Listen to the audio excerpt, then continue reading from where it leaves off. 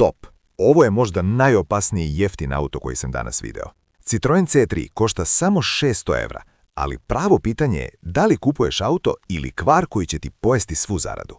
U oglasu je Citroen C3 iz 2005. godine. Dizel je, prešao je preko 234.000 km i prodavac odmah kaže da se nešto čuje u motoru. Auto nije registrovan, a to odmah diže oprez. Kada pogledamo slične oglase na domaćem tržištu, stariji Citroen C3 ide otprilike od 1100 do 2900 evra. Prosek bližih lokalnih poređenja ispada oko 1950 evra. To znači da je ovaj oglas daleko ispod normalne zone. E sad, tu je i zamka.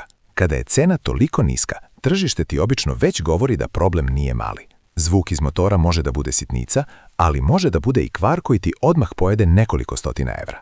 Dobra strana postoji. Ulaz je veoma nizak. Model je tražen kao jeftin gradski auto i ako se ispostavi da kvar nije ozbiljan, možeš da ga središ i vratiš na tržište za oko 1500 evra. Loša strana je što nemaš dovoljno sigurnosti. Prodavačev nalog je nov, ima samo jednu pozitivnu ocenu, auto nije registrovan i nigde ne vidiš ozbiljnu dijagnostiku. To znači da bez pregleda uživo lako kupuješ mačku u džaku. Moj savjet je jednostavan. Ovaj auto gledaj samo uz majstora, hladan start i dijagnostiku. Ako popravka ostane mala, ovo može biti odlična prilika. Ako majstor posumnja na ozbiljan kvar motora, okreni se i idi dalje. Znači, nije pitanje da li je cena dobra. Cena jeste brutalno niska. Pravo pitanje je da li znaš da proceniš rizik pre nego što ti tih 600 evra uvuče u mnogo skuplju grešku.